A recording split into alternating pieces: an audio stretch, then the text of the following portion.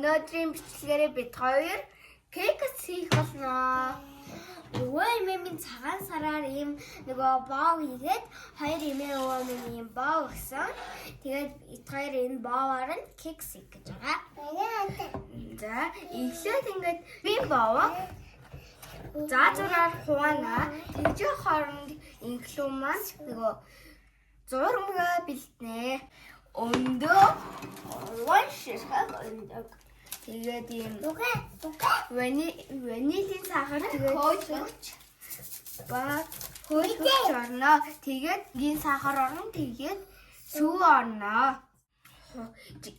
Жижигхэн ихчээд энэ миксерт нэ энэ хооронд маань инглүү зурмаа бэлтнэ. Ихэлгүй дээ. За 100 грамм эхлээд өндгөө хийх үү? За өндгөө хийх дөө. Одоо энийг ингээд жижигэлсэн. Одоо энийг миксерт өгөө хийнэ.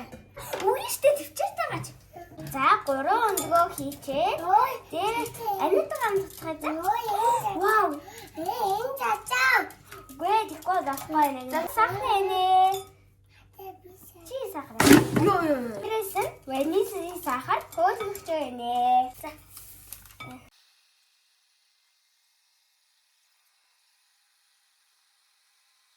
Одоо ингээ миксертэй тийм болчлоо. Үгүй би 100 грамм дээрээ энэ унтгалсан киви баваа хийнэ. Гайгүй ирээ авчих юм хэлээ. Тэр зэрэг авч. Хий.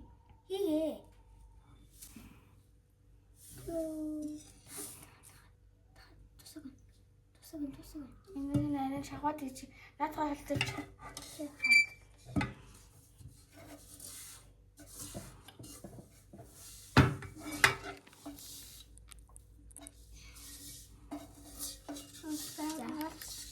За одоо энийгээ бодхонаа. Үгээ хийлээ.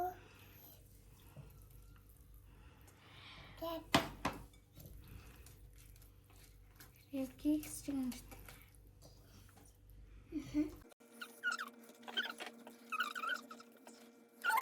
тэгээд болтлон сайн хатгана.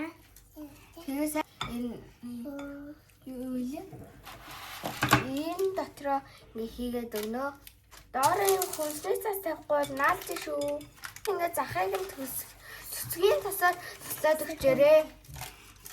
Тэгээ энэ хэвэндээ. За наадхаа өгөөрэй инглээ да. Эд 180 градус 35 минут шарах шүгэнд болгоно. Өтөрийн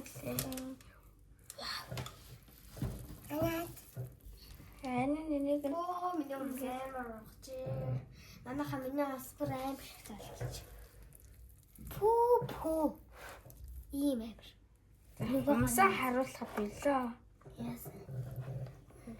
Амар хүмүүстэй чирчүүрдэг шүү дээ. Хүний гоё болгож байгаа юм. Муухай алгаас. Манай кекс минь бэлэн болсон. Роман ингэж хэсгүй ийдсэн. Энэ хавдаг байгаа. За одоо иднэ. Андад энэ кексийг бэлөө гэдэг. Энэ бэлөө. Хааца энэ миний бэлөө.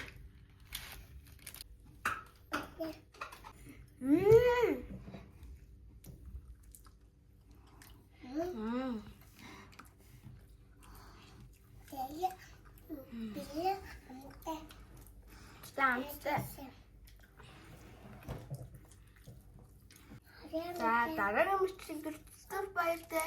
Лайк, саб, хонхоо дараарай баяртай.